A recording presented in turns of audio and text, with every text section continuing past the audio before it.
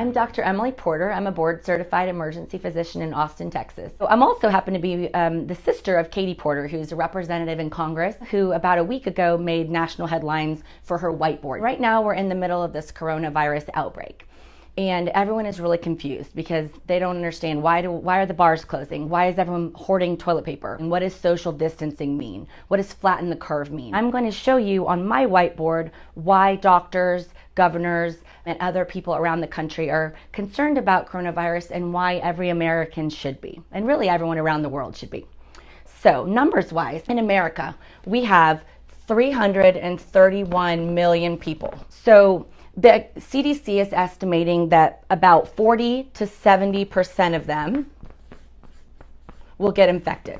So to make the numbers easy, I'm going to say that it's 150 million people. That's about 45%. So on the lower end of that 40 to 70%. So if 150 million people get infected, 80% of them are going to be just fine. So 20% of people will need hospitalization. Italy has a big problem right now, and they don't have enough hospital beds for people. Well, they have more hospital beds per capita in Italy than they have in America. So 80% fine, 20% need a hospitalization.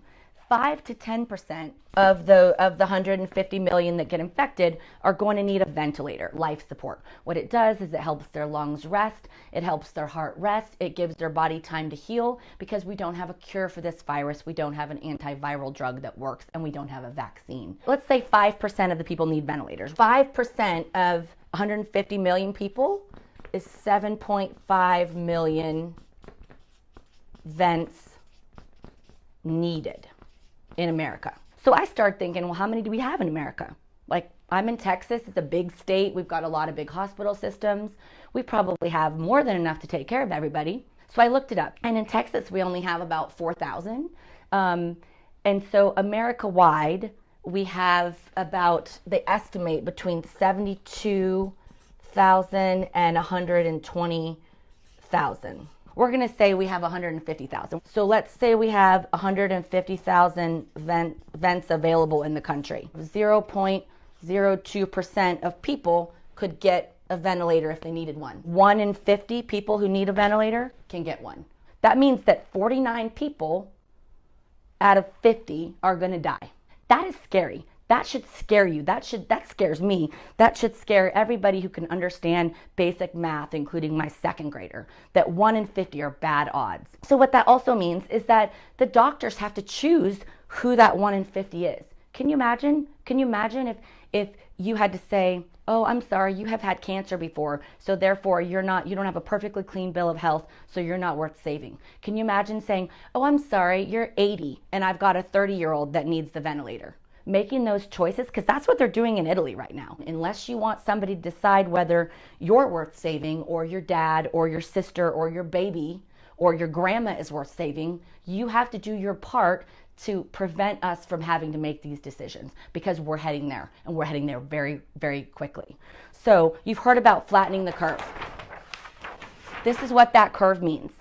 The number of cases of coronavirus, if we don't do anything besides just what we've been doing, if we follow other countries' leads, it's basically exponentially growing. It means it doubles to triples every 2 days or so, roughly.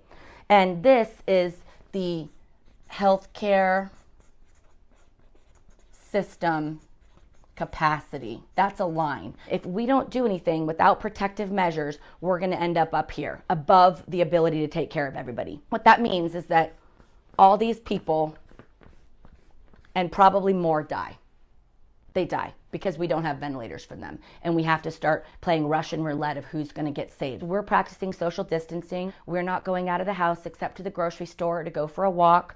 Those are the protective measures, as well as hand sanitizer, washing your hands, covering your cough, sneezing into your elbow. I get it. Like, it stinks. My spring break got canceled. My kids are devastated. I don't want to homeschool children. I work full time. I'm not saying it's ideal, but it's what has to be done, the experts are saying, to prevent this from happening. There's a million reasons to be angry and unhappy and just think that this whole thing sucks, because it does.